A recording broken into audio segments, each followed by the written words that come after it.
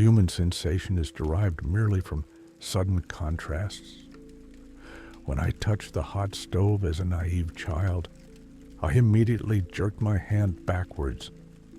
My reflex was triggered by the sudden contrast of a comparatively neutral temperature with one similar to the depths of hell. When I scraped my knee from falling off a bike, the pain was triggered by the contrast of a comparatively neutral pressure with the force of discontinuous pavement chunks grinding into my skin. When I woke up this morning, my discomfort was derived from the complete silence compared to the hustle and bustle of my urban livelihood. For the first time in my life, the deafening silence drifted me out of my slumber. As an individual who requires white noise to receive even a hint of sleep, the lack thereof dragged me away from any peaceful dreams I must have had. My bed was the same. My dresser was the same. My pajamas were the same.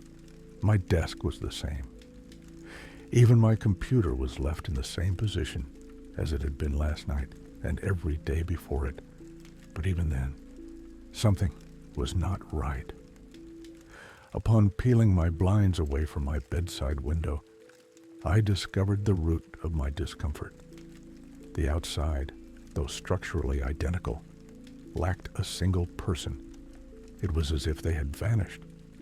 The nearby cafe had its chairs positioned as if someone was once there, and half-eaten pastries lay disorderly around the outdoor tables. Cars littered the streets in typical driving positions, albeit their engines seemed to have turned off. Curiously, partially melted ice cream cones lay haphazardly, attempting to sink into the impermeable sidewalk pavement. Wait, Mittens. Mittens isn't here. My lovely kitten was not snuggled near the foot of my bed, as had been the norm since I first adopted her. I sprung out of bed and frantically tore apart my house. Mittens! Mittens! I yelled repeatedly. Alas, I had to come to terms with the conclusion that she was no longer in the apartment. I don't know how she could have possibly escaped, as during my frantic search, I found that all exterior windows and doors were not only closed, but locked as usual. It was only when I burrowed my head into my hands in a fit of despair that I came to a realization. Not only were the noises of the city gone, but so were the cries of birds. Had it been yesterday, I would have imagined that the pigeons would be second loudest only to the city. If not faced with the competitor of human machinery, the greedy pigeons would bicker and fight to receive any scrap of food they could find. Yet, not a single creature was visible through my windows, even near the unoccupied clumps of appetizing food.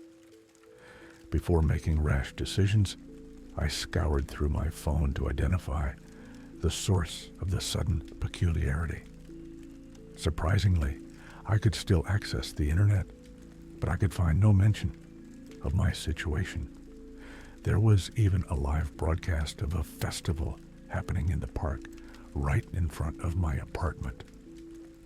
Children ran around shooting each other with water guns, while moms and dads congregated in large groups, drinking cheap beer and complaining about the overpriced hot dogs. Yet, they obviously weren't there before my own eyes.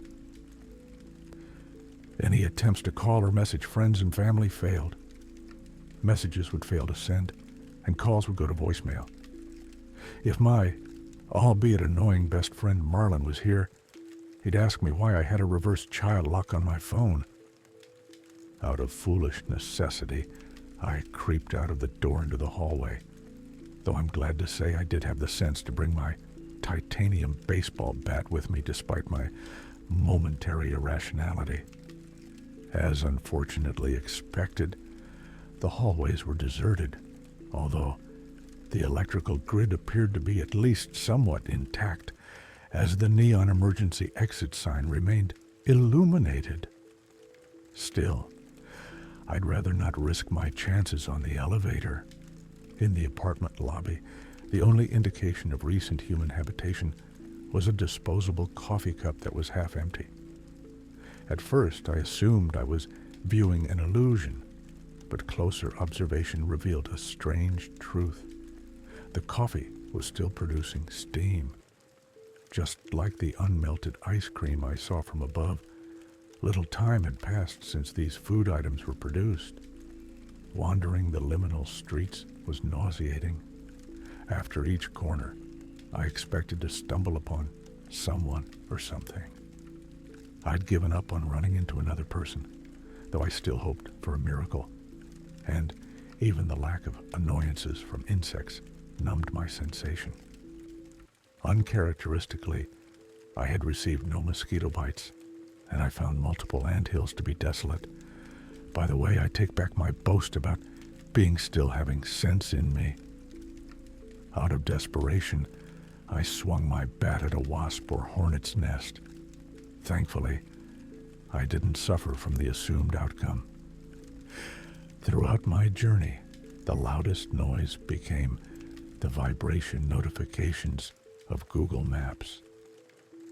It felt wrong to turn on the voice commands, as the sudden production of noise would likely produce the most excruciating contrast I'd have known to that point.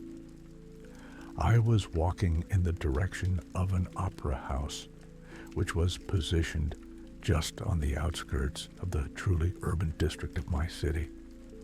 After each block, I memorized the route that I had taken, tracing my finger back to my apartment should I need to make a hasty retreat. 2 down, 1 to the right, 3 down, 2 to the left, 2 down, 1 to the left. I muttered while tracing my finger.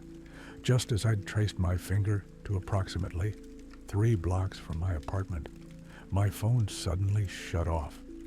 Now I was in total silence. A mechanical whir pierced through the auditory void as a chain with a hook shot out from a convenience store window.